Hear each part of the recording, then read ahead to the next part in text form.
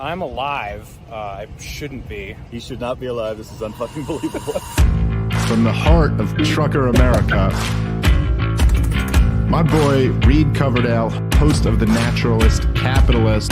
This is what government does. It sucks. If you think you're going to win people over by stating commonplaces, you're just selling the other part. It is about dictating every transaction that you have for the rest of your life. Mr. Potato Head. Coverdale is the guy to be president of the United States. You intimidated me with your perfect 74 stat. That was the beginning of my problems. He died doing what he loved, chasing a minor. But I'll put a 50 cal attached to my Suburban. Libertarians need to get out of New York. The gulag is going to be in your house. This guy's a fucking murderer. He deserves to be in a dungeon. Gotta get him out of that truck at night and get him into the White House. Hey guys, thanks for watching another episode of The Naturalist Capitalist. If you've been watching the news or watching the show or reading antiwar.com or anything, you know the world seems to be falling apart. So I figured I'd have the best man to have on when the world's falling apart, Human Encyclopedia, director for the Libertarian Institute, Scott Horton. How you doing, Scott? I'm doing good, Reed. Thanks for having me. Yeah, it's good to see you, man. So you actually have a new book that's come out since I had you on last time. Why don't we just start off by talking about that? It's called Hotter Than the Sun. I haven't read it yet, but it's about nuclear weapons, which is certainly a topic that is at the forefront of the news. So what's the book about? Yeah, well, the funny story is a friend of mine just emailed me and said, look what I did. And he had transcribed 350 pages worth of interviews that I've done over the last 15 or 20 years about nuclear weapons with all kinds of different experts. So, no, I'm not sure. That might sound like a turn off to some people, a book of transcripts, but man, it's really good. And essentially the sections as it's broken down are the threat of war between the major powers, then the nuclear industrial complex, the nuclear programs of the so-called rogue states, and then Hiroshima and Nagasaki, and then all the anti-nuclear activists who've been working their whole lives to get rid of the damn things, and including people who you might not suspect, like Henry Kissinger and George Shultz and William Perry, and people who essentially have what you would think would be like some kind of radical left position against nuclear weapons because of how intimately familiar they are with the power of these machines. And then on top of that, with the shallowness of the political thinking and the strategic thinking of the people on both sides, and how close we've come to nuclear war so many times in the past. And so you have these people, you know, William Perry, Schultz is dead now. William Perry is in his 80s and he's spending his last years on the earth saying, man, we got to get rid of these things. And before it's too late, before you see, and I think people really don't know very much about nuclear weapons, but you know, even essentially like a 15 to 20 kiloton bomb like they dropped on Hiroshima was enough to completely erase the entire city off the face of the earth. A single, you know, 1 or 2 megaton bomb, thermonuclear hydrogen bombs, like are likely to hit American cities, even at just a couple of megatons, Reed, is enough to kill all of Dallas or all of Houston, all of Atlanta, the whole damn metropolitan area.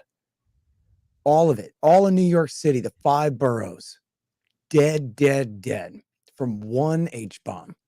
And so you have people like, not that I interviewed Perry, but we talk about him in there. And frankly, I think this is probably the best place to start the interview. And I should always try to remember this, is that Ronald Reagan, when he came into power, was an anti-Soviet hawk, deliberately playing a brinksmanship game. The Soviets had introduced more, I guess, mid-range missiles into Europe. And Reagan said, oh yeah, and started pouring, I believe it was thousands of mid-range Pershing nuclear missiles into Europe, and announced the development of the new MX missile, a nuclear cruise missile, and all of these things. But then what happened was a few things. First of all, he saw the made-for-TV movie The Day After. And anyone can look up on YouTube and watch the opening scenes of The Day After, which depicts essentially a thermonuclear war in the American Midwest. And for 1983 special effects, it's good enough. This is what it would look like to see America thermo-nuked and the aftermath of that with John Lithgow and Steve Gutenberg and everybody. It's a lot of fun. You love it. So that was one thing. Gave him nightmares, freaked him out. The other thing was Helen Caldicott, an anti-nuclear activist from Australia. Reagan's daughter had convinced him to allow Helen Caldicott to come and give him a lecture on the danger, I guess, of nuclear fallout and that kind of thing, nuclear winter. And then, so that was enough to freak Reagan out and make him feel like something different had to be done. And right at that same time, Mikhail Gorbachev came to power. And the last of the old conservative 80-something-year-old Soviet commissars who had fought in World War II and all of that were all finally dead and gone. And here came this 41-year-old new dictator of the Soviet Union. And Reagan just immediately saw that he could just essentially pull alpha male kind of rank on this guy and just befriend him, walk right up to him. In fact, I forgot, I'm such a space cadet now, man. I can't remember my footnotes anymore. Someone just told me this, that, where did I get this from? Damn it. Somebody told me this. I didn't read it. Somebody told me that the way that Reagan broke the ice with Gorbachev, he walked right up to him and said, you know, I think if the aliens attack, we're going to have to join forces.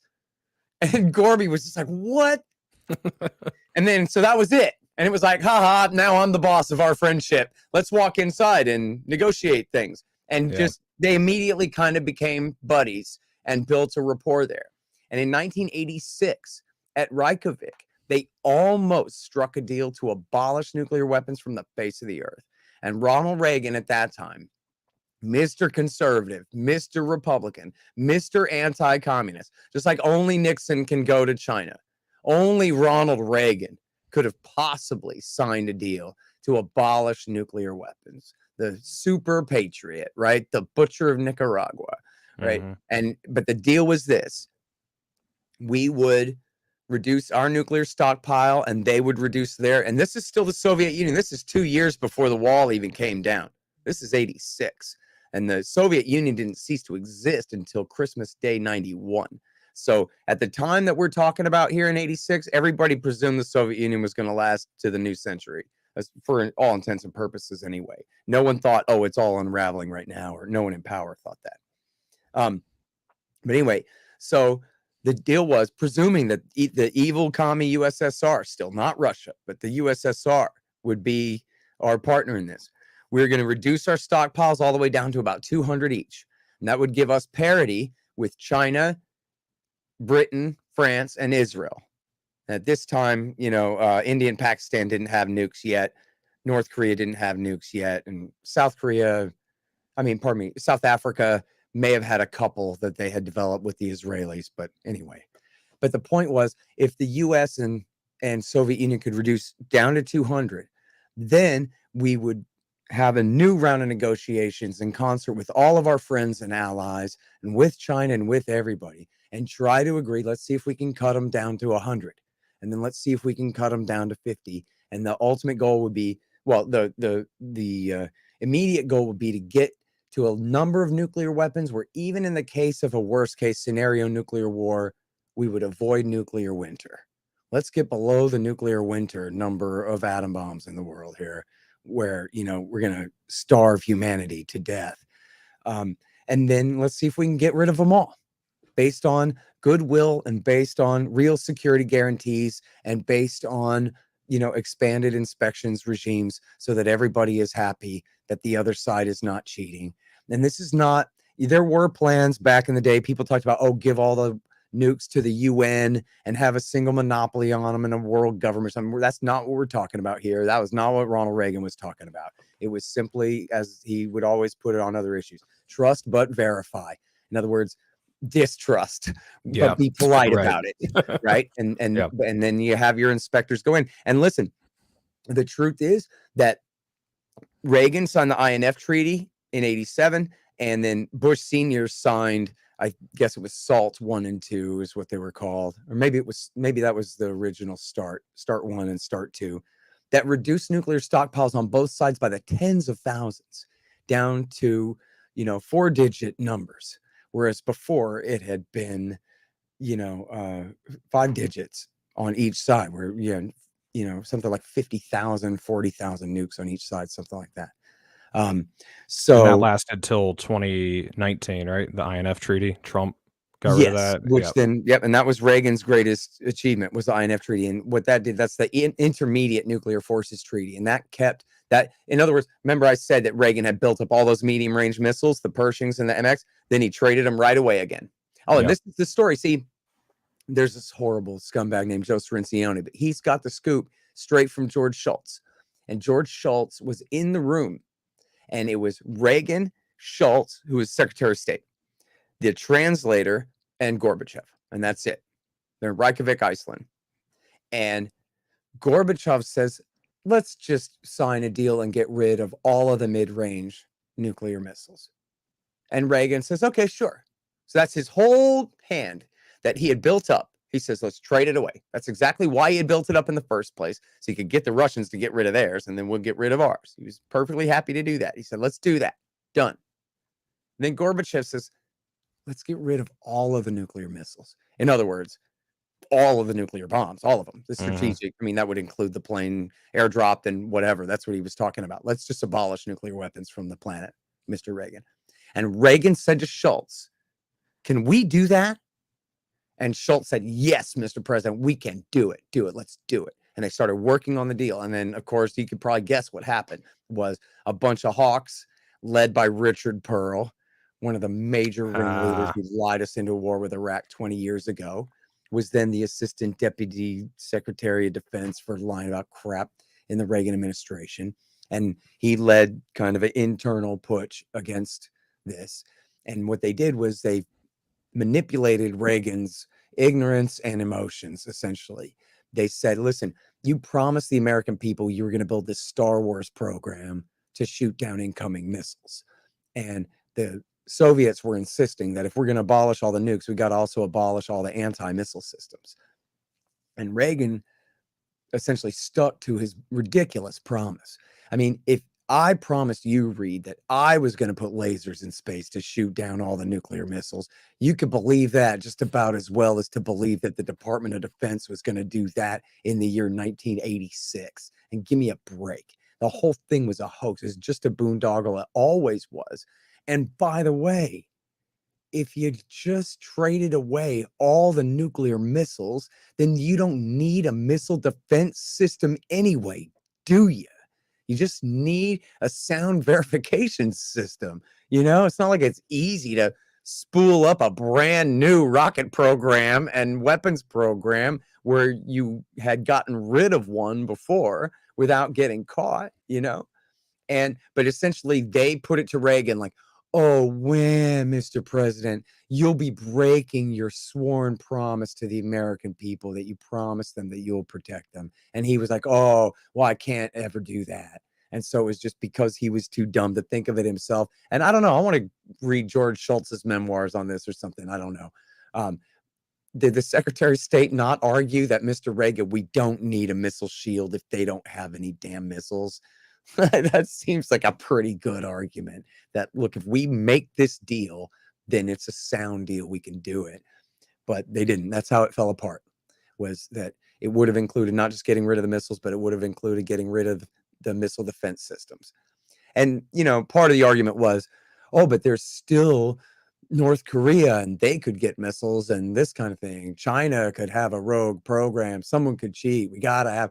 And of course, the missile defense thing is virtually entirely a boondoggle. I mean, if you're willing to spend $1 billion per missile, maybe you could shoot them down, but nobody is willing to spend that much per, you know, for any kind of effective anti-missile system. The only real way to shoot down incoming nukes is with outgoing nukes, and you intercept them in space. You know, you're familiar with the neutron bomb. The Soviets called it the capitalist bomb because they said it was high radiation, so it would kill everyone, but save all the factories and all of the materials so the evil capitalists could come and steal it all. But the thing of it was, that's really not what it was for. The reason it was an enhanced radiation device, what that meant was it explodes more in radiation than in heat and light.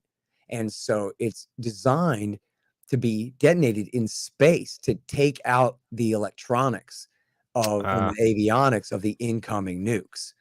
So, but that's not how our missile defense system works. It's not neutron bombs that we blast up there. Our missile defense system is you try to hit a bullet with a bullet, going Mach 9 or whatever. And the only times they've ever made it work is when they had the interception point in the air or in, shallow space determined absolutely to the millisecond and to the space exactly where the missiles were supposed to meet up.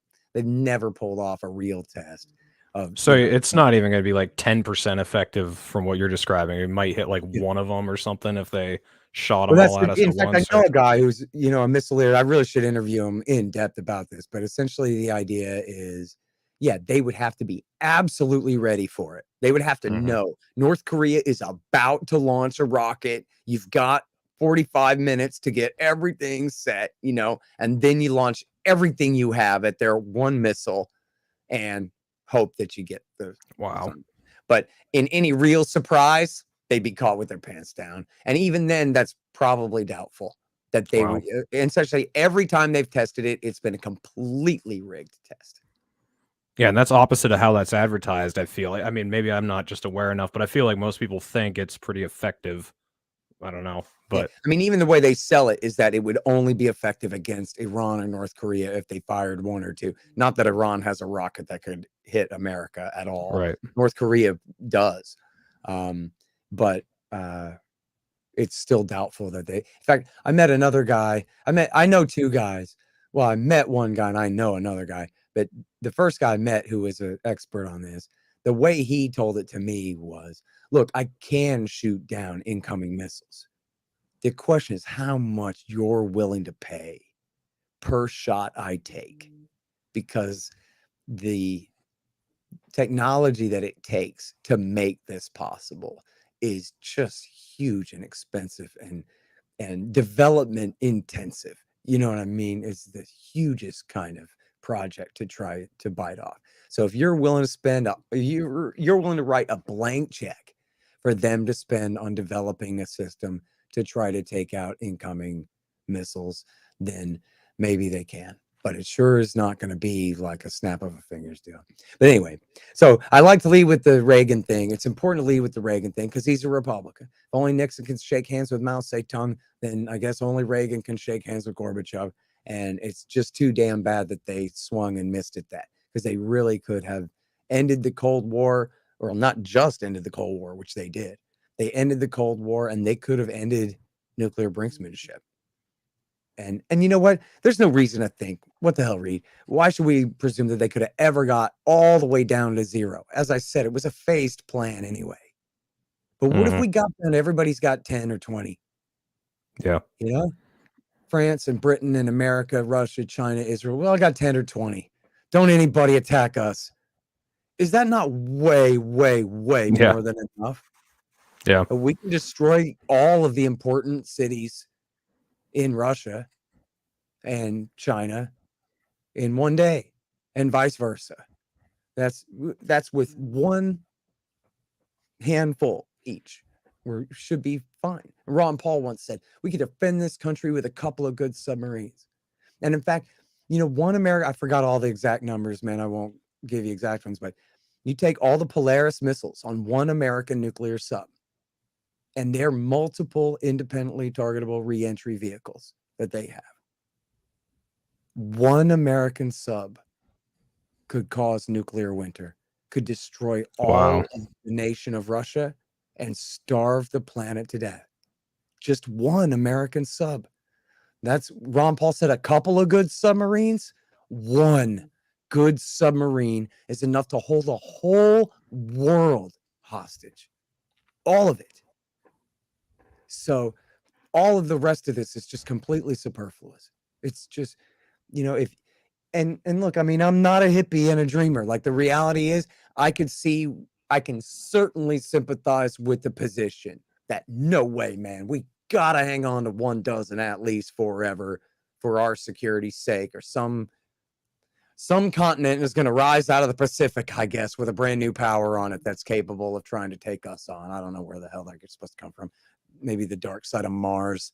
They're going to come. And so we got to have some H-bombs. Fine. But let's have so few that if we do end up using them, we don't end up putting so much soot in the atmosphere that all the crops fail and 8 billion Right. people starve. And look, if I say nuclear winter and you picture like a blizzard in July, that's unnecessary, man. All we're talking about is global temperatures being reduced by 2 or 3 or 4 or 5 degrees. That's enough to starve humanity to death in a year or 2 or 3 by the billions and billions and billions and billions. Yep. Yeah, man. I look forward to reading the book, but anyone who hasn't read the book yet and just wants like a terrifying little snippet of exposition, I researched the Castle Bravo explosion recently, which was in, I think, 1954, the largest H-bomb the United States ever detonated, and it was 15 megatons, so 1,000 times as big as the one dropped on Hiroshima, and it was 2.5 times the size they thought it was going to be, and they had to evacuate the nearby islands, and tons of people got radiation sickness and died. And then, like you were saying, how close we've come to war so many times. Who was the one Russian dude who just didn't press the button when he was I asked? can't remember their names, but there's a few of those. Yeah. Absolutely. And look, for people who let's just go through real quick about nukes. For people who aren't familiar with this, I guess, people have heard of the atomic bomb tests in Nevada and obviously the nuking of Japan. Right. And then also of the thermonuclear tests in the Pacific. So first of all, virtually all atom bombs in the world are plutonium bombs. You can set one off of highly enriched uranium, at least 85% enriched, maybe certainly above 80, but usually above 90% enriched uranium, 235, to set off a uranium bomb. But almost all, and then what you're talking about there is an extremely heavy radioactive metal, and by causing an implosion, essentially explosions forcing the material at high velocity into itself, causes the atoms to split. And once you have fission, then that releases all neutrons and whatever the hell go bouncing around and causes a chain reaction and ends up splitting all of these heavy radioactive metal atoms in half. And then that's where the energy for the explosion comes from. Okay, it's nuclear fission. It's splitting atoms. Okay, but then you have what's called the H bombs, thermonuclear bombs. And this is what you see, as you just mentioned, in the Pacific test. We didn't test those things in Nevada. Right. They test those way out in the Pacific Ocean. And sorry for the natives who got to lose their islands, but that's tough luck for them. That's where the bikini comes from. They took that name from the Bikini Atoll, where the Americans obliterated it. And then what's happening there is, remembering Back to the Future 2, maybe this is an outdated reference now, but that's a classic, right? I've seen it, yeah. In the back of the DeLorean, they've got Mr. Fusion, and he just puts banana peels and beer and a bunch of crap in there, and it's free energy, right?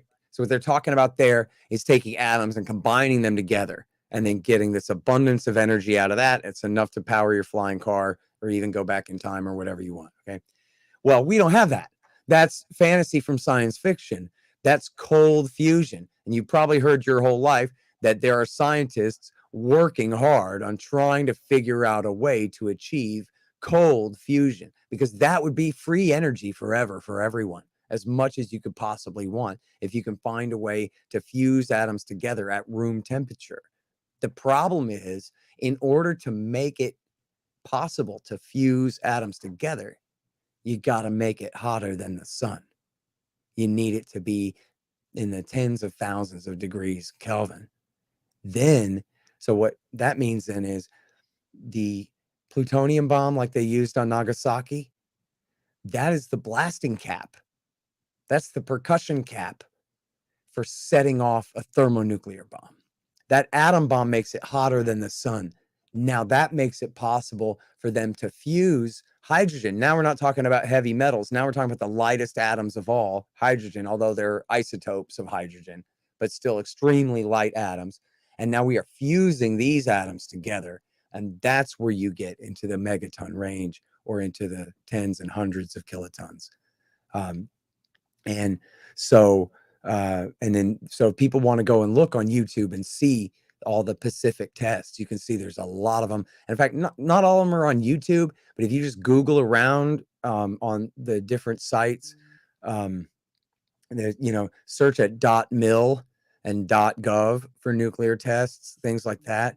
And there's just tons of pictures and tons of footage that they took of all the different thermonuclear tests in the Pacific. And you can see, it's just incredible to see. One thing about nukes, Reed, I think, is people always see the explosion, and it's such an iconic mushroom cloud and the ring around it and all this stuff. But at the same time, it's like, who are you killing with that? A bunch of birds? It's a clear blue sky. So if you show me like a really tall explosion, I'm not exactly sure why I care about that. Right. But that's the thing, is like that big mushroom cloud is distracting you from what's taking place down on the ground. Yeah. And, there's one of these at the .mil site. It was, I think it might've been the Arapahoe test. One of these, it's just huge mushroom cloud. And, it's pretty impressive. You look at it, man, that's god dang, look at that thing. And then you follow it down to the ground, and you see now, once you can see the ground, now you can see the scale. Yeah. And you realize how big that thing is. Holy crap. It's beyond imagination, man. That's absolutely something else. And it's funny. A guy was just tweeting to me that I'm such a fearmonger because everybody knows that there's no such thing as nuclear weapons at all. And that the whole thing is just a hoax to make us afraid and enslave us. And I just thought, man, what a relief. Isn't that great news? Yeah. I just know that ain't true, man. I know a guy who used to test these things. Right. Gordon Prather, who used to write for antiwar.com, he worked at the Sandia National Laboratory. He was a nuclear weapons tester. Man, he could tell you every bit of this stuff. And in fact, I followed that guy's links, and the proof is, come on, dude, duh, like that's totally stupid. And then they got no argument whatsoever. It's completely ridiculous, of course. But it goes to show, though, that, so much authoritative knowledge in our society is such lies that people really are lost in the dark, and they really don't know what's true or not. They don't know whether even there's such a thing possible as nuclear fission and fusion, and they don't know whether an American government would really commit to such a project or not. When the truth is, the very sad truth is, yeah, they did, and they succeeded. And these things have proliferated around the world now. And as you said, as we mentioned before, there have been a hell of a lot of close calls where, on one case, the Norwegians launched a rocket, and they called the Russians. This is like in 93, USSR gone. They called the Russians. They're like, hey, guys, we're launching a rocket. Don't flip out or anything. And the Russians are like, okay, man, copy that. All good. But then it got lost in the bureaucracy, and the word did not get passed through the chain of command. So then the Norwegians launched their satellite, and you had half the military in Moscow thought that it was a nuclear first strike and panicked. Red lights flashing, dudes sweating and yelling at each other. Tensions high. Yeah. On one. And then cooler heads prevailed, and somebody said, no. The Americans aren't first striking us from Norway right now. Everybody cool it, and saved our ass. Yeah. But, one of these stories was the Russian computer just got it wrong, and the computer had been acting up. And so the colonel was like, nah, you know what? His standing orders were absolutely, he was 100% mandated to notify his superiors of that he got this alert. And he was just like, no, I refuse to do my job, because I know those idiots, they'll just pull the trigger.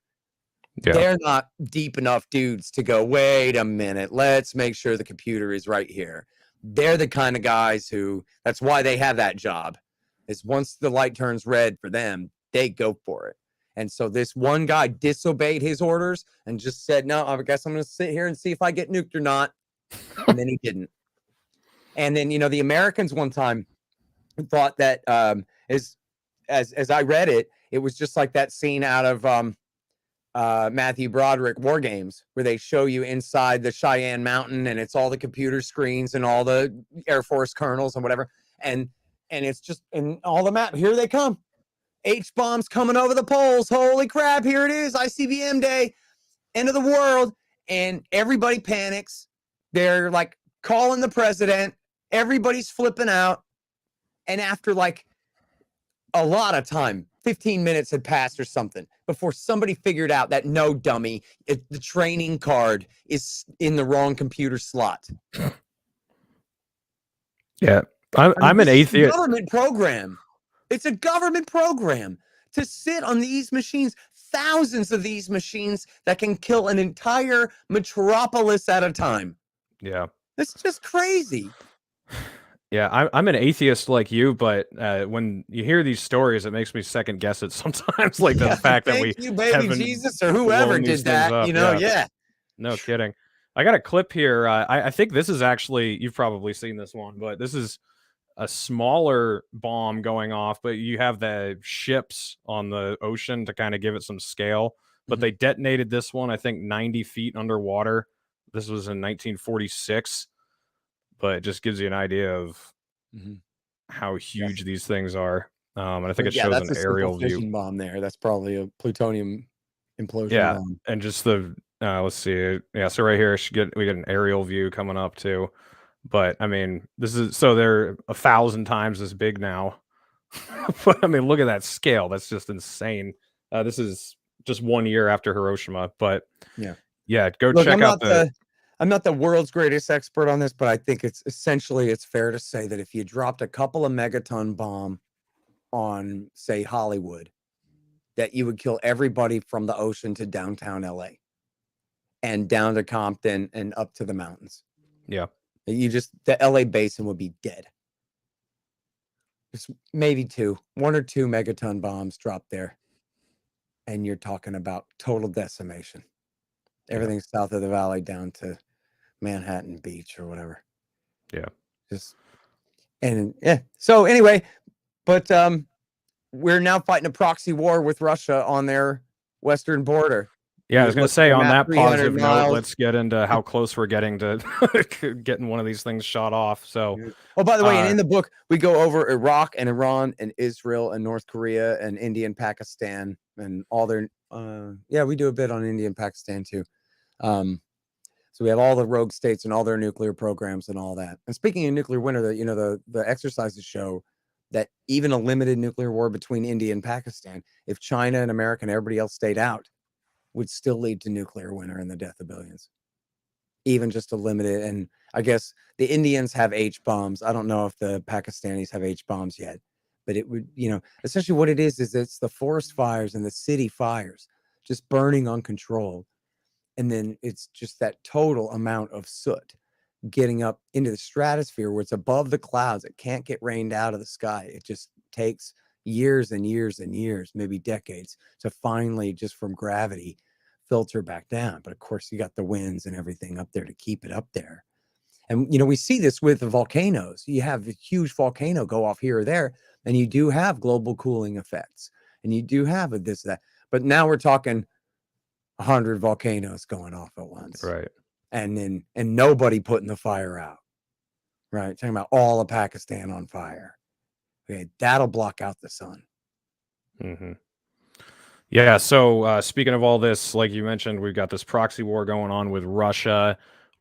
Before we get into specifics about what we've done lately with putting the 101st Airborne into Romania and stuff, what is going on there? Because if you don't read, antiwar.com or the Ron Paul Institute or something, people are getting all sorts of mixed messages about who's strategically winning, what they're trying to do. So what are things like over there right now? Are the Russians maintaining most of their objective? Are they really being pushed back hard by the Ukrainians? What's taking place?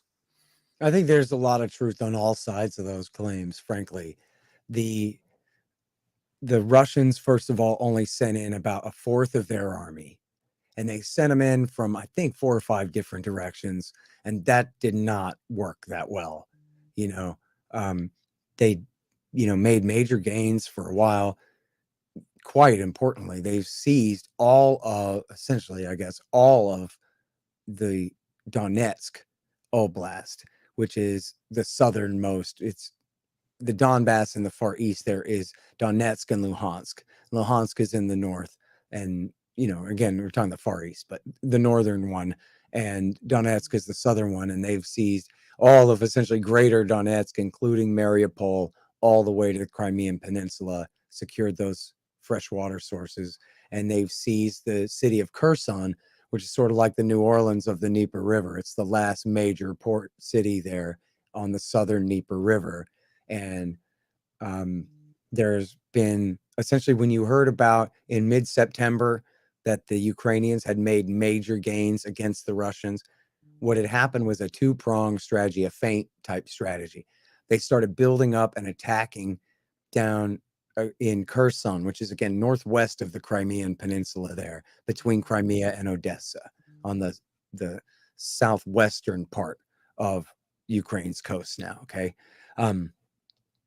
but that was the feint, because what they were really doing was luring the Russians away from Luhansk in the far northeast, in order to reinforce Kherson, and then they made a lightning strike into Luhansk. So they took the city of Kharkiv and all the area around there, and it essentially took the entire half of the northern Luhansk province there. The Russians had essentially just left military police and SWAT team type forces there, and I guess they had American satellites and intelligence and could see that behind this pretty thin line there's not much, and they had an opportunity. And so they took it.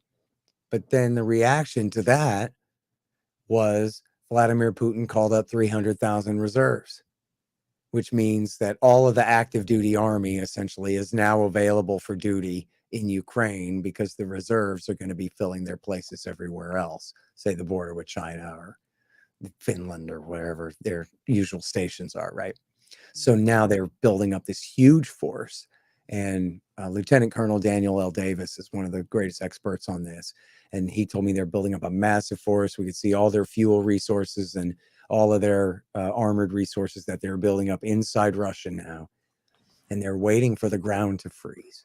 Because, see, in fact, they might have launched their war this time last year if they were smart, never mind moral. But just from a strategic point of view, when the ground is all soggy, then you got to stick to the roads. Mm-hmm. But when the ground is frozen solid, now the tanks have the run of the place and can go where they want and have a huge advantage, or at least an increased advantage versus the defenders there. And so you have essentially an extremely powerful and getting more powerful offensive conventional force being prepared by the Russians to come in. At the same time, on the other side, you have a massive influx of weapons from the United States and other NATO countries, and you do have training going on, where as the months drag on, you have at least hundreds, maybe thousands of Ukrainians who've gone to Poland and to Germany to be trained on some of these more high-tech artillery pieces and things like that. And there's certainly plenty of anecdotal evidence that says that that's really helped turn the tide on the battlefield in certain cases, where before the Russians had the Ukrainians just completely overmatched with quantity of artillery. Now we give them these HIMARS, and they're able to target the Russians from further away and protect themselves and have more successes on the battlefield. And the Americans are giving them a lot of intelligence for targeting top officers, help them sink the, it was a 25, 30-year-old ship, but the, I'm sorry, the name escapes me, but the flagship of the Russian Black Sea Fleet that they sank. So they have, and according to the New York Times and The Intercept, we have CIA and special operations forces on the ground in Ukraine, helping to coordinate the war. We have essentially the Pentagon, the whole American military is dedicated to helping coordinate and run the war for the Ukrainians. And they're absolutely co-belligerents in all, but I mean, under the law they are, and actually they are, but they just don't call it that. But they're, intervening in the war to a great degree. And I'm certain that has helped them to a great degree against the Russians. But so then we have a real problem, because the Americans have admitted, man, this was a couple of weeks ago in the Washington Post, maybe 3 weeks ago, They just buried the lead in the middle of the article. And they go, yeah, well, administration officials say that they know that Ukraine can't really win here no matter what. Mm-hmm. So either Russia's going to win or we're going to negotiate a settlement eventually. And I guess they want the Ukrainians to be in a position of a little bit greater strength before they negotiate. It may be too late now. They could have had a deal before the war.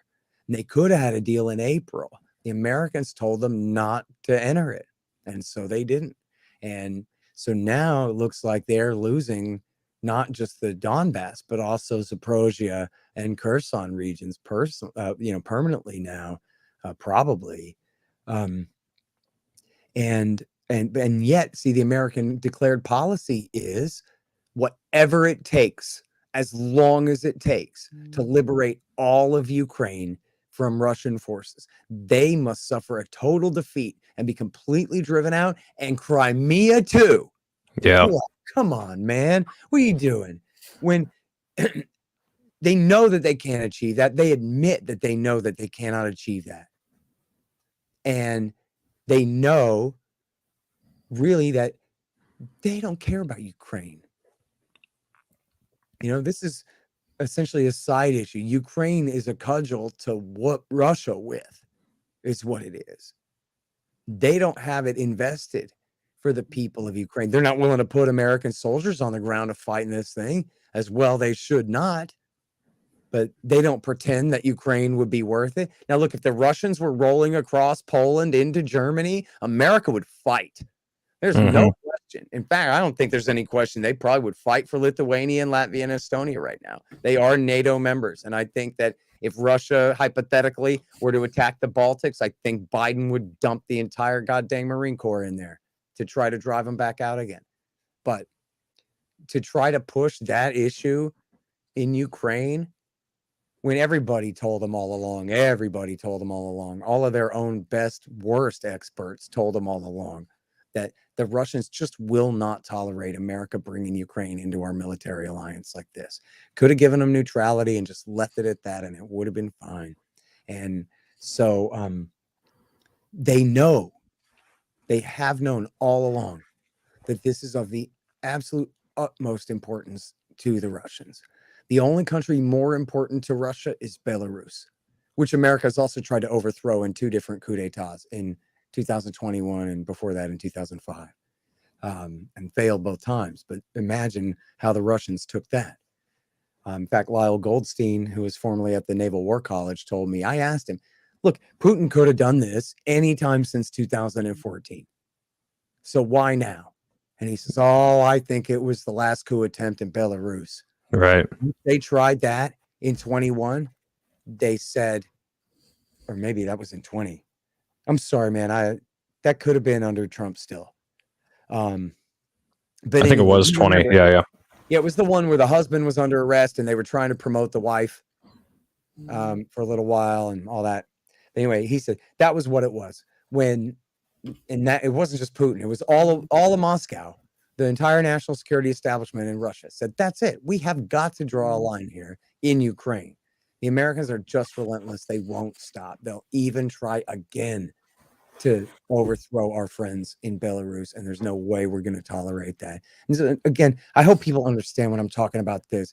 This is, as the academics say, descriptive and not normative here, right? I'm not saying that Russia, as a nation state, has a right to dominate Belarus, right? I'm just saying that's the way the world is. And what do you think that Russia is going to do if you try to take Belarus away from them? They're going to do something nasty, man. It doesn't it's no different than explaining why Osama hit the towers. He hated America for backing the dictatorship in Saudi, for bombing Iraq and supporting Israel. And he was trying to lure us into invading Afghanistan. And it worked. Because people are dumb and people don't want to listen to people like me who say this is why they're doing it, and you're doing the wrong thing by your own standard. Right. Or for some people, Putin bin Laden, right? I don't why Osama bin Putin. Why do I love him? I don't care about him. Yeah. I don't care what happens to him. I'm a Texan.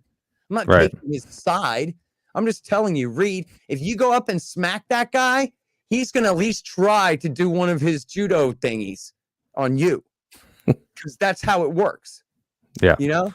Simple Yeah. as that. Or I'm it's like telling you the Cuban Missile Crisis. How did we react? You know, like we weren't okay with missiles being in Cuba, so we weren't just going to take that lying down. So why would any other country be okay with us amassing troops and screwing with their governments right on their border? And look, Reed, I'm writing a book about this now. So, you know, if you read Fool's Errand, you kind of know how it goes. I just collect footnotes like Hot Wheels cars, man. I got nothing but claim after claim after claim after claim after claim of Americans, first of all, telling their bosses so, and then secondly, saying, I told them so for 30 years. Everybody knew this was going to happen. That's exactly what they knew was going to happen. I got EU lady in 2004 going, oh, I hope Ukraine just doesn't even ask. We don't want it to even come up because, man, the Russians would freak out if we did that. You know what I mean? Like, there's a million of them. There's a million of them because that's how obvious and crazy it is that we would try to bring Ukraine into NATO. As Putin said in his declaration of war, again, not justifying it, but just explaining this is what was going on. He said, well, we tried to let Ukraine just be independent, Right. but that wasn't good enough for the Americans. The Americans had to try to make a colony out of the thing, and they did. And then look who rules Kiev right now. It's not an independent state. It's an American sock puppet state. And so then his reasoning was, if Ukraine has got to be dominated by either the USA or Russia, it's going to be Russia. Right. Because screw you, which is, of course, you know. And look, I found this one. People can find this at Yahoo News if you want. The CIA agents telling Zach Dorfman, you're so familiar, I'm sure, Reed, with all their arguments that, well, what we're trying to do, see, is we're pouring in all these weapons to Ukraine, carefully calibrated. New York Times says that. Rand Corporation says that. Over and over, you find the CIA. People type that in. Ukraine weapons, calibrate and calibrated, and see what you find. You find it over and over again. We're carefully calibrating the amount of weapons we're pouring in, see, to deter Russia from invading. But we're trying to not put in so many weapons that it provokes them into invading. Right? Well, so my argument was either one, they're deliberately calibrating it to provoke an invasion and they're just lying, or two, they really suck at calibrating weapons quantities in order to modify Vladimir Putin's behavior. Right. He's not a Labrador, and apparently their training has failed. Right? But then here are these CIA officers telling Zach Dorfman at Yahoo News, yeah, see, we told them the calibration thing doesn't work at all, man. The calibration thing, you got it exactly backwards. You know what we're doing? We're provoking them into invading, but we're not deterring them from invading. And then guess what? My bosses, boy, they made the bad decision and kept doing it anyway, but it's not my fault because I'm the one who told them that was what was going to happen, of course. And even Fiona Hill, who you know as the hawk who testified against Trump during his impeachment and all that, the British lady, she has a huge thing, and she's on the record multiple times on this. She wrote about it in her book, and there's a New York Times article, like a news story about it, but there's also like a profile of her or something from the New York Times Weekend magazine or something that begins with her telling the entire anecdote about how she personally conveyed the CIA and all of the experts' warnings to George W. Bush and Dick Cheney in 2008. We should not try to bring Ukraine into NATO. It's going to unnecessarily provoke a conflict with Russia. It's really dangerous, and I really mean it. And the way she tells the story, Dick Cheney said, oh, when? You don't believe in democracy? And he grabbed his notebooks and walked out of the room. And then Bush said, don't worry. He's just jerking your chain. I'm listening. Go ahead, lady. And then she says, listen, you shouldn't do this. You're going to really provoke Russia. And that's why the Germans and French don't want you to do it too. And then Bush, of course, I hate that guy so goddamn much, Reed. Bush, of course, changes the subject to Germany and France. and says, oh, well, I like a diplomatic challenge and I'll see if I can get them on board. In other words, he's no longer answering or considering the question at all of Russia's reaction to his behavior. It's just a question of whether he can put Angela Merkel under his thumb or whether he can't. And of course, he couldn't. So then what happened? At the Budapest summit in April of 2008, Bush could not get Germany and France on board. They vetoed it for one reason and one reason only. It would be an unnecessary provocation against Russia. So then Bush just came out anyway and said, oh, yeah, well, we're putting them on an action plan for eventual NATO membership. And we're going to start doing everything we can to bring Ukraine into Georgia and Georgia into NATO on the slow track, beginning now. Which is the same damn difference in terms of the level of provocation there. And then to hear Hill tell it, yeah, see, I warned him, Bush's fault. Yeah. You know what? I mentioned William Perry, Bill Clinton's Secretary of Defense, who's anti-nuclear weapons now. Well, in his book, he blames himself for not resigning over NATO expansion. And he says, some people might say that our deteriorating relationship with Russia would have happened anyway, but I'm not willing to accept that. In other words, meaning even if he had resigned in protest over it. And in other words, he is saying, it's all my fault. If only I had been strong enough in standing up to Bill Clinton on this and prevented him from doing this, then we would still have a positive working relationship with Russia. And some might say it's not my fault, but I know it is, right? Like old Jimmy, what's his name? Jimmy Buffett singing a song. It's my own damn fault. That's William Perry, And so, yeah. Well, let's see. If William Perry says it was Bill Clinton's fault and his fault, and if Fiona Hill says it was George W. Bush's fault, and we all know that Barack Obama screwed the Russians on Libya and on, remember the hot mic moment? Dmitry, tell Vladimir, as soon as I'm reelected, I'll start dismantling the missile systems in Poland and Romania. Didn't do that. Instead, overthrew the government, caught red-handed, overthrowing the government in Ukraine in 2014 and starting this war. So, sounds like I already won the argument about whose GD fault this is, man. It's America's fault, the U.S. government's fault. It's Bill Clinton's fault and George W. Bush's fault and Barack Obama's fault, and for that matter, Donald Trump's fault. They accused him of treason with Russia, and how did he prove his innocence? By pouring billions of dollars worth of weapons into Ukraine, carefully calibrated to provoke a war. And here we are, So are you optimistic at all that if the House and Senate switch to the Republicans, that anything's going to change? I know, I could just speak for our senator race here in New Hampshire. I don't know if you've seen the clips of the Republican guy who's running. I saw you trolling him too, and good for you on that. Yeah.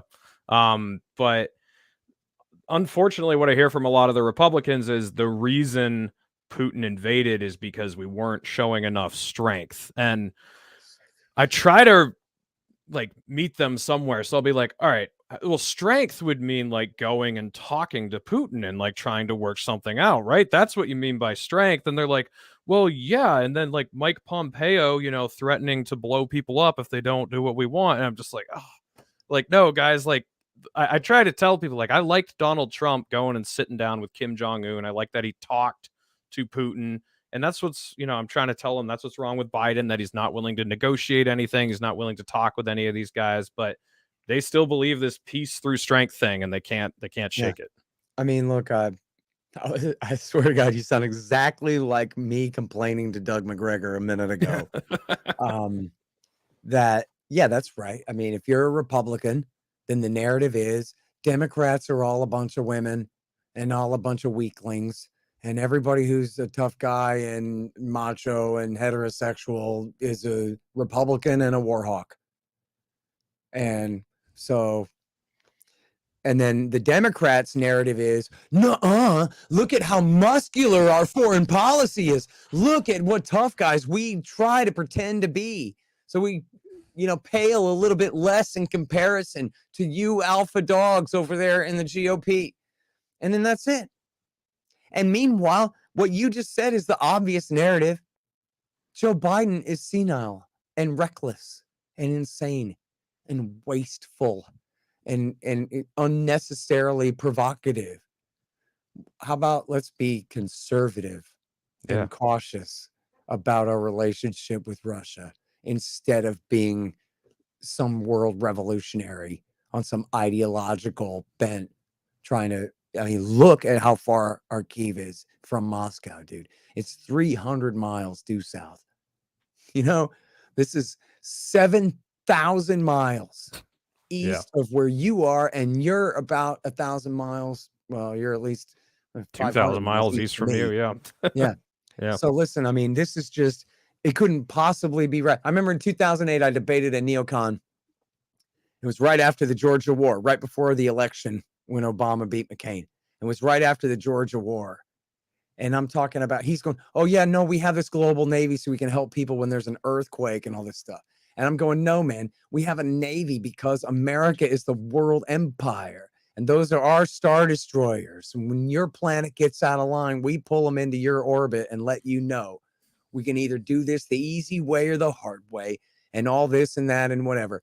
And the guy's like, yeah, right, whatever. America's an empire. I've never heard such an absurd thing in my life, this, that. And then I forgot the transition. But the next subject is America has a border dispute with Russia in the Southern Caucasus Mountains.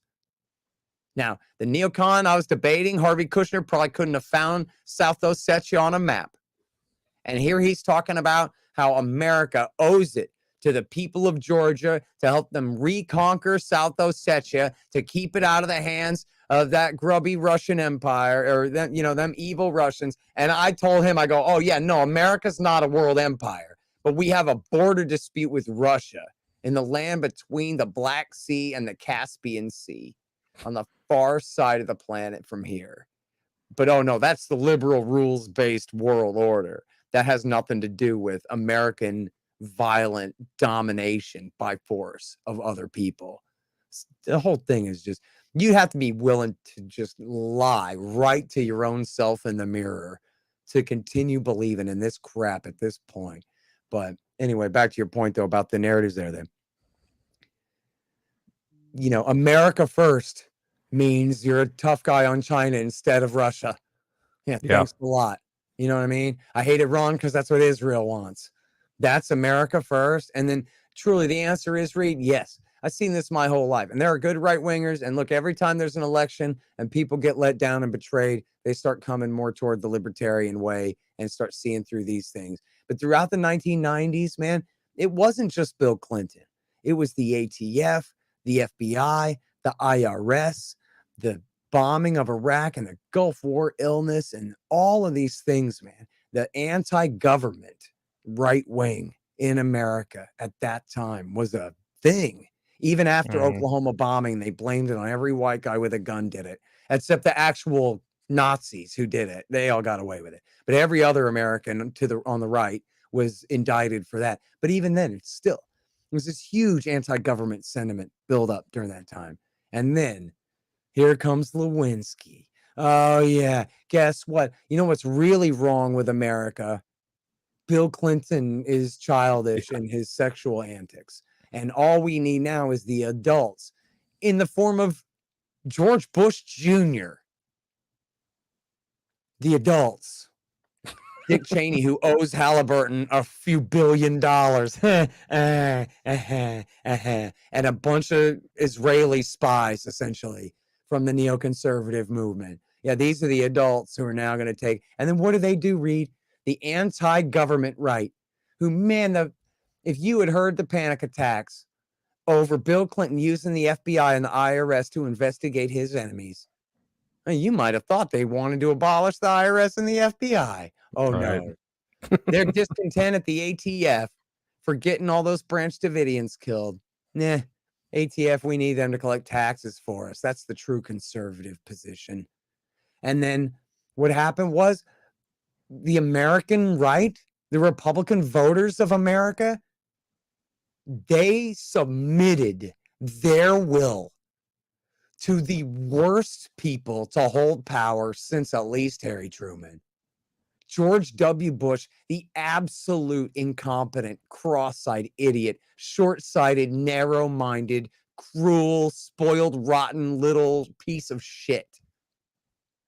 And they went, oh, well, if George Bush wants me and everyone at my church to support torturing people to death in the name of stopping them scary satanic Islamics coming at me, then whatever you say, sir, yes, sir.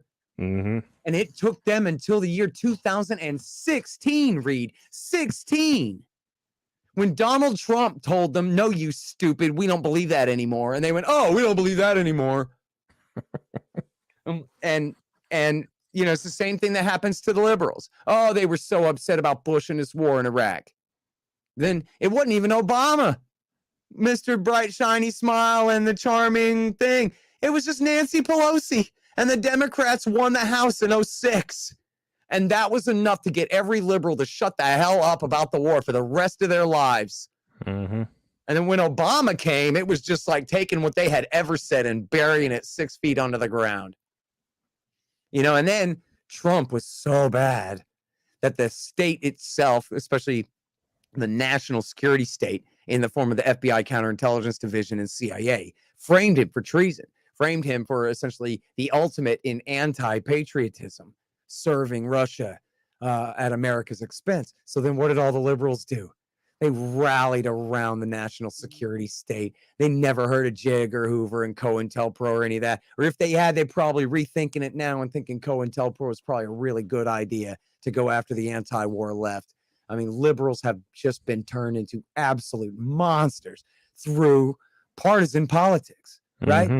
And then, so you look at how now the right wingers, they kind of got better on some things. I mean, God, all the anti-Muslim crap in the Obama years is just unforgivable, but they got better on a lot of anti-government sentiment in the Obama years. And then during Trump, the whole government was still against them.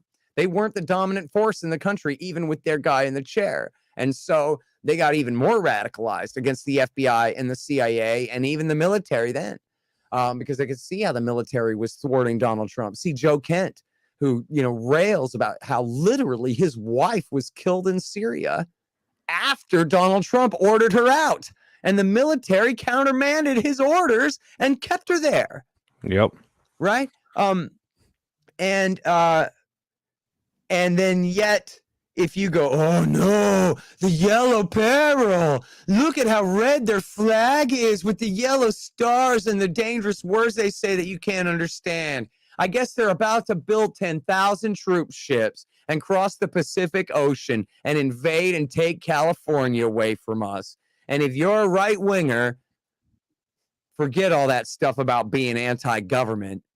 Yeah. You love the U.S. government. You love them so much. You love them no matter what they do to you. You love them more for what they do to you, as long as they promise to intervene against China, even with, to paraphrase Buckley, even with Biden at the reins of it all.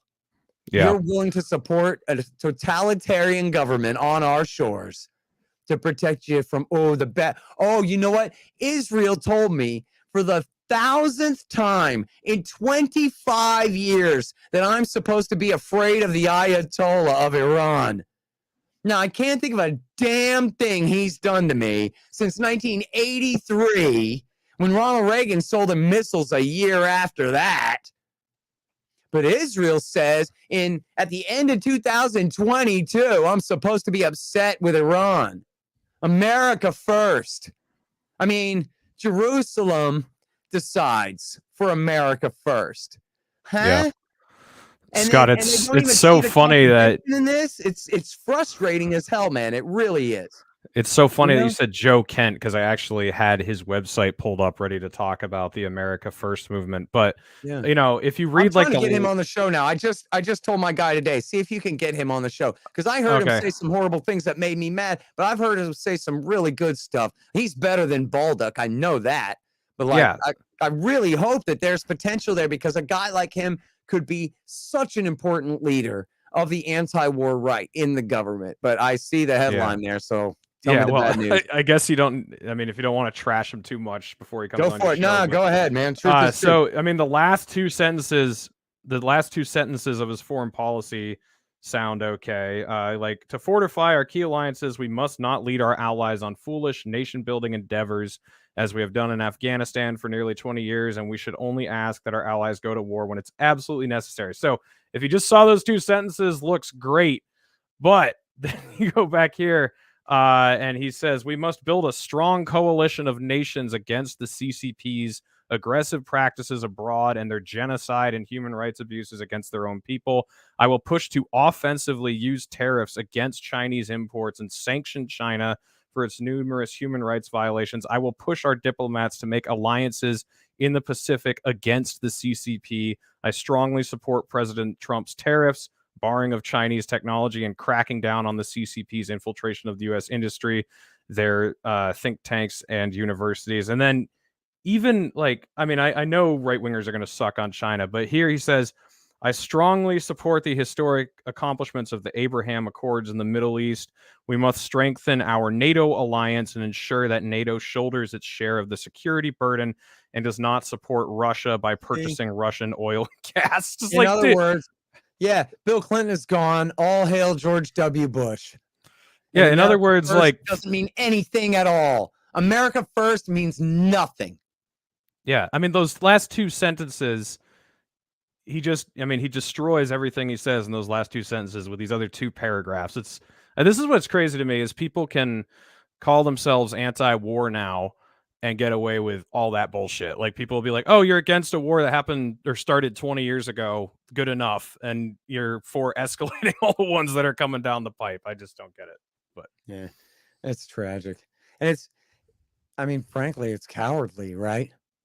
You can't just get up there and say, come on, China ain't doing nothing to us. Shut up. Oh, no, it's popular on the right. You got to be a China hawk. Let's just, why not lead? Yeah. And it's just obvious nonsense. You know what I mean? The idea that China is a threat to South Korea, Japan, Australia, even Vietnam, which is the Vietnamese commie government that defeated America there. Would we go to war to protect Vietnam from invasion by China right now? I mean, the whole thing is nuts, dude. And the fact of the matter is, Americans can't even find China on a map. And it's like fully a quarter of Eurasia. Much less they can find Taiwan. You want to do a trade war, a full diplomatic and trade war with China? That's going to lead to war. America's trade relationship with China is one of the greatest inventions in the history of peace. Are you kidding me? This was Nixon's greatest invention. It's the best thing he ever did in his entire sorry life. Was he went over there and he shook hands with, quantitatively the worst human who ever lived, Mao Zedong. Mm-hmm. And he goes, look, I'd rather you come with me than with the USSR. And Mao said, okay, deal. And we had 50 years of peace and open relationships and, pretty much 30 years of trade. And it's the greatest increase of the standard of living of the most people in the history of the world, in the shortest amount of time in the history of the world. And people want to pretend like their entire economy is rigged toward building an offensive military capacity to take over the world, including North America, or some kind of fantasy. This is just comic book crap. This is like saying America has to attack Iraq to prevent them from attacking us first. No, that's a stupid lie. And if you believe that, you're a sucker. You're just it's not really rape if you allow it, but you're being completely deceived and essentially knowingly so. And the whole thing is a joke. Look at China. It's one of the poorest countries in the world. It's a desperately poor country. It's already an overextended empire inside its what we call Chinese borders right now. Nobody thinks, what's honestly the worst case scenario? They're going to take back Taiwan that's been part of China since the 1600s, which is not a foreign nation, which is not Japan or Korea. Other than that, maybe Outer Mongolia? Nobody thinks that they're about to invade Vietnam, Laos, and Cambodia, and Thailand, and Bhutan. If they get in a fight with India, it'll be over badly agreed upon borders in the Himalayas. Well, but not one side trying to invade and conquer and occupy the other in any way. Nobody believes that. Nobody believes that China's building a naval force to try to take over the planet, to supplant America as the unipolar power. You think Chairman Xi is dumb enough to look at George W. Bush and Barack Obama and John McCain and Joe Biden and say, yeah, that's what I want to do. I'm going to take a giant pistol. I'm going to blow my country's brains out like these idiots. No. You know, look, man, there's really no question about this, except in the minds of people who just don't know anything about it. Okay? It used to be America ruled 2/3 of the world and the commies ruled 1/3 of it.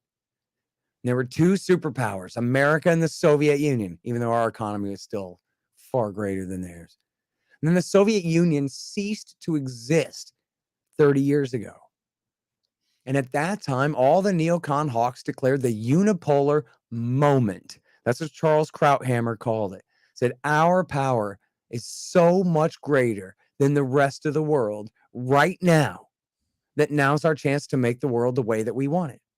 Before, ultimately, nations like Brazil and India and China and Russia again end up growing in their wealth and their power enough that we're going to have to take their opinions into account. It will then be a multipolar world, not a bipolar world or a unipolar world, but there are going to be these middle rank powers and growing who get to have a say sometimes. So what we want to do is take our unipolar moment to try to make everything great and to build a world order that everyone will participate in a way that's going to benefit long-term peace and security on the planet and the United States of America. I'll have you know, Charles Krauthammer is as guilty as any other man for provoking the illegal, unprovoked, aggressive American invasion of Iraq. And it was Charles Krauthammer himself who drove American power into the ground. And then he died, which is good. But, that was their own policy, was we have a limited amount of time. At some point, China will be able to afford enough of a navy that we won't just be able to push them around. Nobody said China's trying to dominate the whole Pacific Ocean the way we do. The question is whether, and in fact, this is Trump's Secretary of State, Rex Tillerson, who was the CEO of Exxon, said China is beginning to threaten American domination of the Pacific. He didn't say they threaten America. He didn't say they threaten America's allies. He didn't say they're doing anything other than preventing us from having total power over the biggest ocean in the world, always and forever, all the way up to and including their coast. Our Pentagon calls their military posture A2AD. This is always military news speak, right? That means anti-access, area denial. In other words, their entire posture is defensive. Their entire posture is made to keep us out. Big damned deal. And people talk about China somehow attacking the United States of America, sending their forces to North America. And this is just fun, right? If you like being afraid on Friday night, then you can pretend to believe that. But that's not going to happen anytime in the next 100, 200, 500 years. Until America gets into a war with Russia and the Chinese are the only ones left. Mm-hmm. Yeah, man, it's crazy. I mean, a lot of people try to tell us that the Republicans have become anti-war, but if you've switched from fear-mongering about Iraq to fear-mongering about China, I actually think that's arguably worse. If you want to get us into a war with China, it's a more I'd rather be a war enemy, with Iraq. I'll give you that, but yeah, I mean, and look, it's always been the case, right? When we talk about the populist right, what we're talking about is Republican voters as opposed to Republican owners and rulers. That's all we're talking about. The Tea Party, what's the Tea Party? Republican voters. What's the populist right? Republican voters. And what do they believe? What Mitch McConnell tells them to believe 99% of the time. And who's Mitch McConnell? He's John McCain. He's George W. Bush. That's all he is. Centrist, rhino, zillionaire Republican who doesn't give a damn about a single man who has an actual job and never has. And so, you know, of course, you have discontent on the right with their rulers always. But then, geez, the other guys are worse. What are you going to do? Let the Democrats win? So, and it's the same dynamic on the other side, too. You know, progressives and leftists hate the Democratic Party. But come on, man. You got to keep those other guys out. And that's how the game is played. It works every time. You know? And look, on America First, Donald Trump has never heard, even to this day, he has never heard of the America First Committee, which was this massive coalition, you know, bipartisan, transpartisan coalition, opposed to American intervention in World War II. He doesn't know what that is. No. And the way, I'll tell you where he got that phrase from.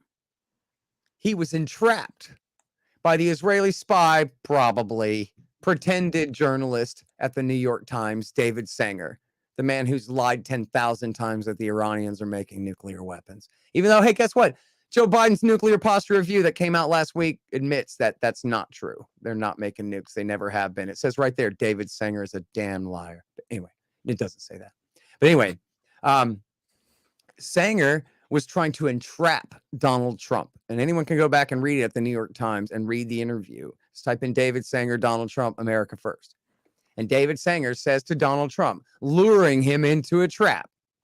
So, Donald Trump, would you say that your foreign policy is America First? And Donald Trump goes, yeah, I like the sound of that. That sounds pretty patriotic. America First. Yeah, I'm an American. And I want Americans to like me, and I like that, and that sounds good. And then you can see where David Sanger in the transcript goes, excellent. Now I tricked you into identifying yourself with Charles Lindbergh, the notorious anti-Semite. Except that then the next bit is crickets. Because the American people have never even heard of Charles Lindbergh, the aviation hero, much less the very politically incorrect anti-World War II activist. They don't even know he's the guy that flew to France for the first time. They never heard of America First before. You'd have had to been in David Sanger's same college class to know that it's a terrible anti-Semitic albatross to say America First. That means you love Hitler, according to Sanger. And so that's all he was trying to do, was entrap Donald Trump. But the problem is it didn't work because the American people liked the sound of that the same way that Donald Trump liked the sound of that.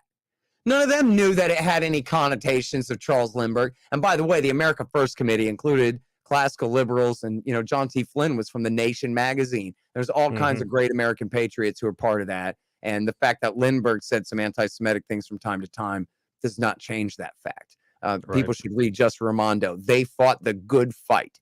It's a great piece all about the real history of the America First Committee. But anyway, so here's this scumbag David Sanger is simply trying to entrap Trump. But see, if Trump understood what it really meant, there's a whole history there. The old right, the liberals and conservatives and contrarians who hated FDR and did not want to go to war in Europe.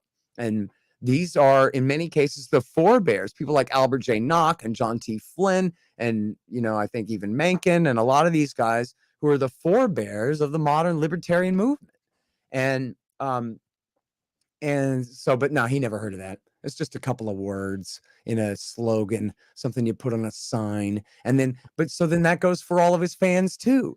They don't know what the old right is. They've never heard of John T. Flynn or Albert J. Nock, and they don't have a isolationist bone in their body, a non-interventionist bone in their body. They're tough guy alpha males who like fighting and drinking beers and stuff and having sex with girls. What else do you need to know? Let's set a country on fire. Let's have a war. Let's be tough. Not like those weak Democrats. And then here we are again. It's just no different than George W. Bush. I swear to God, you could have Jeb Bush elected next time and they get in line behind that. As long as he's promising to do something violent. And look, man, I can identify with this a little bit. Like, I've pled guilty. I admitted this true before. I was all for Iraq War 1 because I was a 15-year-old kid and I was a sociopath. And I didn't care about how many Iraqis got exploded to death. They're screaming babies burning and bleeding out and all this crap. I didn't know or care about that. I just like supersonic jets and tanks and explosions because I'm a heterosexual male too, dude. And I like to fight, although I'm not the toughest guy, but like I've been in a couple of scraps and held my own. And so, yeah, man, explosions are cool, dude. Like, you want to drive a little buggy or a big truck, man? And then, but that's supposed to be the difference between whether you want to have a war or not. Remember South Park's Iraq episode had nothing to do with Iraq. It was about, are you country or rock and roll? And if you're country, you want to invade Iraq. And if you're rock and roll, you don't. It doesn't matter if 1 million people are going to die. Some idiot on KVET sang some stupid song about how Saddam knocked down the towers. So let's go. And then that was it. It's purely social psychology. Wimps don't want to fight. Tough guys do. America first as they head into battle on behalf of some foreign state. You know? Yeah. Tough. And you know what? I'm being too negative because what I should be doing is trying to be positive and trying to say, hey, you America first right wingers, I love you. Get your act together and start winning these fights. And start making America first mean something. You know, I'm not just trying to insult you. I guess I'm just too pessimistic. But the thing of it is there's a difference between being a war hawk and not. You know, being good on Russia and bad on China doesn't make you an America firster. Not really.